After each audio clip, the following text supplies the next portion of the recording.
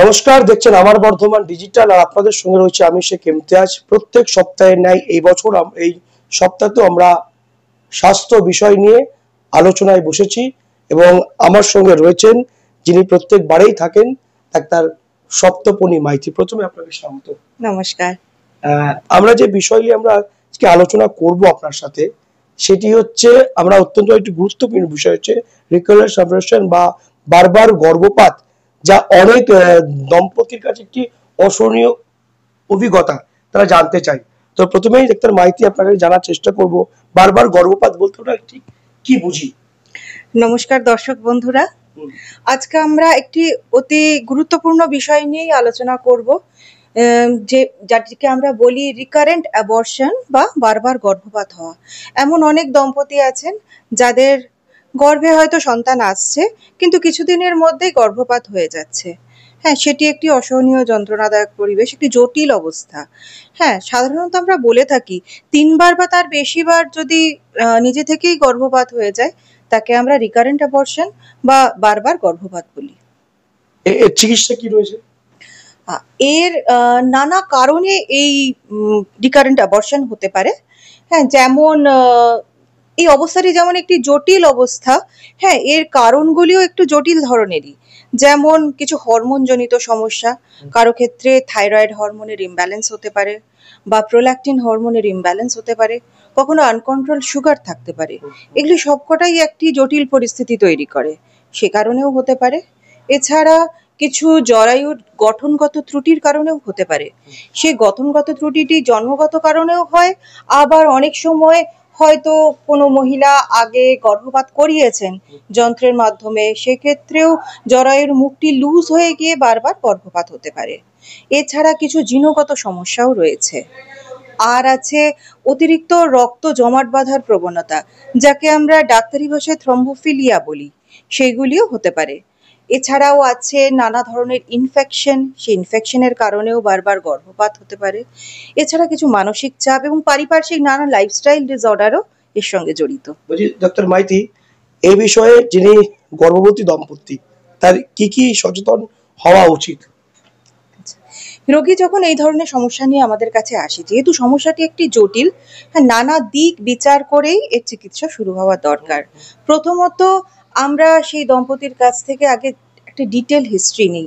তার আগে ছোট থেকে এখনো পর্যন্ত কোনো জটিল অসুখ বিসুখ হয়েছে কিনা, বারবার রক্তপাত হওয়ার সম্ভাবনা প্রবণতা আছে কিনা, বা কি ধরনের কখন কখন গর্ভপাতগুলো হয়েছে, কোনো ওষুধের মারফত বা পড়ে গিয়ে বা কোনো আঘাত লাগার কারণে, বা এছাড়া ছোট থেকে কোনো অসুখ বিসুখ রয়েছে কিনা, বা হরমোনজনিত কোনো সমস্যায় তিনি ভুগছেন কিনা, এইগুলি আগে আমরা ডিটেল হিস্ট্রি নিই। তারপর কিছু পরীক্ষা নিরীক্ষা করাই, যেমন হরমোনাল টেস্ট, ব্লাড টেস্ট, যেগুলো রক্ত জমাট বাঁধার পরীক্ষা, সেই সমস্ত কিছু করাই। হরমোন পরীক্ষা তো বিভিন্ন ধরনের রয়েছে। এছাড়া ইনফেকশনের নানা ধরনের রক্ত পরীক্ষা হয়। এছাড়া আলট্রাসোনোগ্রাফি, যেটা আমরা বলে থাকি, জরায়ু, ডিম্বাশয় সবকিছু দেখি। আর কিছু কখনো কখনো হিস্টেরোস্কোপি বা ল্যাপারোস্কোপি, অর্থাৎ ক্যামেরার মাধ্যমে পেটের মধ্যে ক্যামেরা ঢুকিয়ে বা জরায়ুর মধ্যে ক্যামেরা ঢুকিয়ে আমরা জরায়ুর কোনো সমস্যা ভেতরে আছে কিনা সেটাও দেখে রাখি। অনেক সময় সেসবেরও প্রয়োজন হতে পারে। সঠিক কারণ জানার পরই তবেই আমরা চিকিৎসা শুরু করি এর। তবে অনেক ক্ষেত্রেই দেখা গেছে এর কারণ অজানা। হ্যাঁ, সেক্ষেত্রে চেষ্টা চালিয়ে যাই। হ্যাঁ, যখন বাচ্চা আসে, অনেক ক্ষেত্রেই যে হতাশ হওয়ার পরিস্থিতি এটা নয়, সঠিক চিকিৎসা নিলে মা হওয়া সম্ভব। বলছি ডাক্তার মাইতি, একটা কোশ্চেন, প্রত্যেকেরই একই সমস্যায় মানে জর্জরিত রয়েছে অনেক মহিলা, যেটা হচ্ছে গর্ভবতী মহিলা, তার পেটে সন্তান রয়েছে, 6 মাস বা 7 মাস হয়েছে। যেমন মধ্যবিত্ত পরিবারের মহিলারা যেমন হচ্ছে, যাদের পেটে গর্ভবতী অবস্থাতেই তারা বাড়ির বিভিন্ন বাড়ি কাজ করে, কেউ বাল্টি বয়, কেউ মাঠে গিয়ে চাষের কাজেও হাত লাগায়, এর ফলে বাচ্চার কি ক্ষতি হতে পারে? না, সেটি একটি নির্দিষ্ট মাত্রা পর্যন্ত কাজ অবশ্যই করা উচিত। একেবারে বেড রেস্টে থাকা উচিত নয়। যদি স্বাভাবিক প্রেগন্যান্সি হয়, হ্যাঁ, যেখানে হাই রিস্ক প্রেগন্যান্সি সেখানে তো আমাদের একটা রেস্ট্রিকশন থাকেই। স্বাভাবিক প্রেগনেন্সি যেখানে আছে, আগে কখনো কোনো বাচ্চা নষ্ট হয়নি বা মায়ের কোনো অসুখ বিসুখ নেই, হ্যাঁ, বা এটি স্বাভাবিকভাবে প্রেগনেন্সি এসেছে কোনো আইভিএফ বা অন্য কিছু ছাড়াই, তাহলে সেক্ষেত্রে বাড়ির যে স্বাভাবিক কাজকর্ম, রান্না বান্না, ঘর টুকটাক পরিষ্কার করা, বা নিয়মিত মায়েরা যদি অফিস স্কুলে যান, সেগুলো তো চালিয়ে যেতেই পারে, এতে কোনো বাধা নেই। কারণ শরীরকে তো সচল রাখতেই হবে। হ্যাঁ, আর হ্যাঁ বলি, মাঠে ঘাটে কাজ করতে যাওয়া বা ভারী কোনো কাজ, সেগুলো একটা নির্দিষ্ট সময়ের পর অবশ্যই একটু তো রেস্ট্রিক্ট করতেই হবে। অনেক ক্ষেত্রেই অতিরিক্ত কাজের কারণে বাচ্চার ওজন হয়তো কম বাড়লো, বা অনেক ক্ষেত্রে মায়েদের জ্বরের ফুলটি নিচের দিকে থাকে, সেক্ষেত্রে রক্তপাত হওয়ার সম্ভাবনা, মা বাচ্চা দুজনেরই ক্ষতি হতে পারে। সেক্ষেত্রে আমরা একটা নির্দিষ্ট বলেই দিই রেস্ট্রিকশন বাচ্চার কাজকর্মের ব্যাপারে। আচ্ছা ম্যাডাম, বহু সময় বাচ্চা জন্ম নেওয়ার পর থেকেই বিভিন্ন রোগে আক্রান্ত, কেউ মুখে বোবা হয়, কারো হাত পা প্রতিবন্ধী, এটা হয় কিভাবে? হ্যাঁ, বাচ্চা যে সমস্ত ত্রুটিগুলির কারণে এই ধরনের প্রতিবন্ধী বা, এটা নিয়ে একদিন আমরা বিশদে আলোচনা করব। তাও মোটামুটি যে, সংক্ষেপে যদি বলেন। হ্যাঁ, সংক্ষেপে এর নানা ধরনের জেনেটিক ডিসঅর্ডার হয়। যেমন খুব কমনলি আপনারা শুনে থাকবেন ডাউন সিনড্রোম বলে একটি রোগের কথা, যে আমার বাচ্চা জড়বুদ্ধি সম্পন্ন, সারাদিনই হাসে, হাদাবোদার মতো বসে থাকে, উঠতেও পারে না, এখনো খেতে পারে না ঠিক করে, হাত পা চলে না। হ্যাঁ, হয়তো দেখা গেছে তার মায়ের কখনো স্ক্রিনিংই হয়নি পুরো প্রেগন্যান্সিতে। ডাউন স্ক্রিনিং বলা হয় মায়েদের বয়স বাড়ার সাথে সাথে প্রবণতা বাড়ে। তাই বলে কি একটি 20 বছর বয়সী মেয়ের হবে না ডাউন সিনড্রোম? হতেই পারে।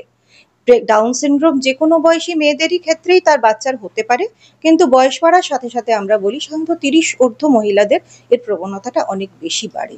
ম্যাডাম, আরেকটা প্রশ্ন, সেটা সর্বক্ষেত্রেই সর্বক্ষণ আপনাদেরকেও মানে মুখোমুখি হতো এই বিষয়গুলো, যেটা হচ্ছে 18 বছর বা 19 বছরের যুবতীরা হঠাৎ পেটে বাচ্চা এসেছে, তারা ওয়াশ করার জন্য যায়।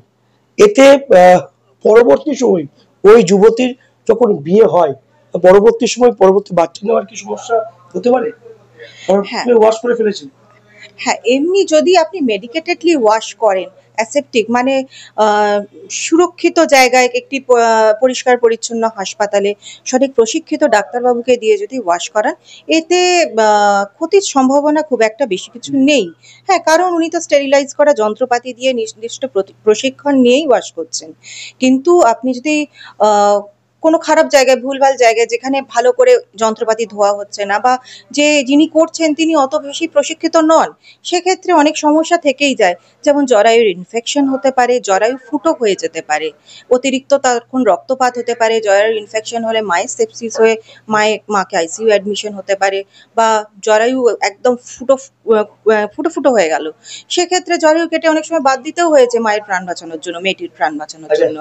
যে প্রশ্ন আমরা ছিলাম গর্ভপাত নিয়ে, তো এক্ষেত্রে রোগীদের আপনি কোন কোন ধরনের পরীক্ষা এবং চিকিৎসার পরামর্শ দিয়ে থাকেন?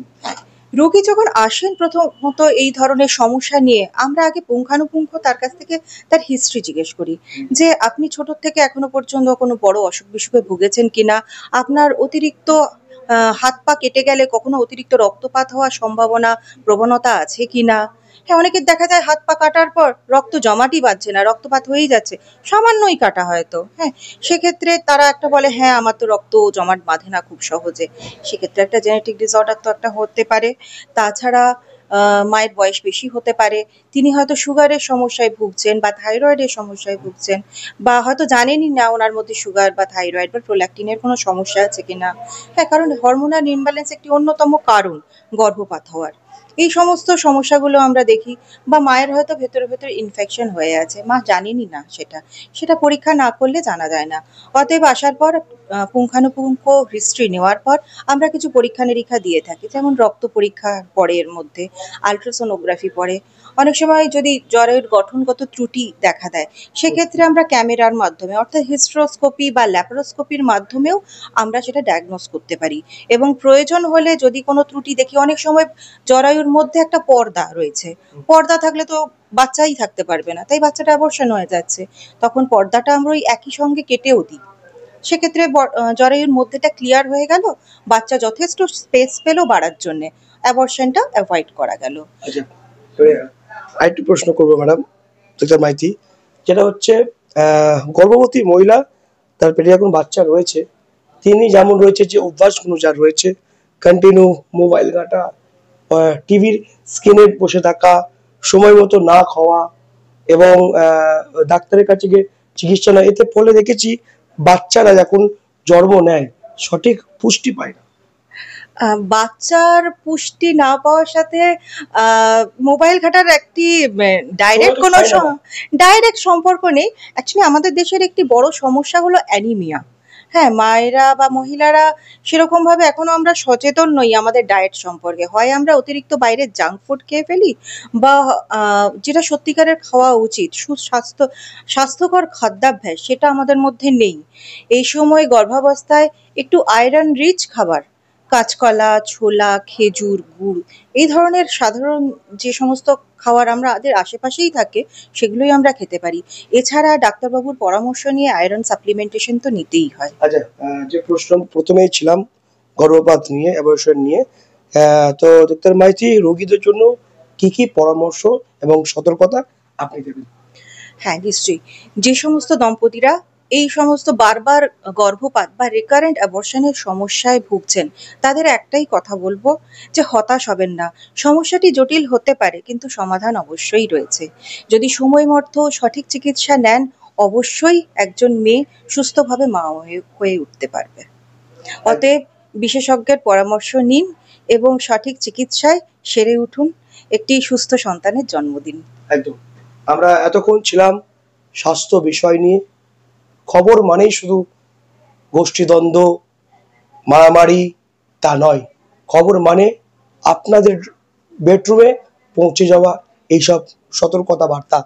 একজন গর্ভবতী মা, তার রক্তপাত হলে কি কি তার করণীয়, কি কি করা দরকার, কোন চিকিৎসকের পরামর্শ নেওয়া দরকার, তাহলে অতি অবশ্যই আপনারা ডাক্তার সপ্তপর্ণী মাইতির কাছে আসুন।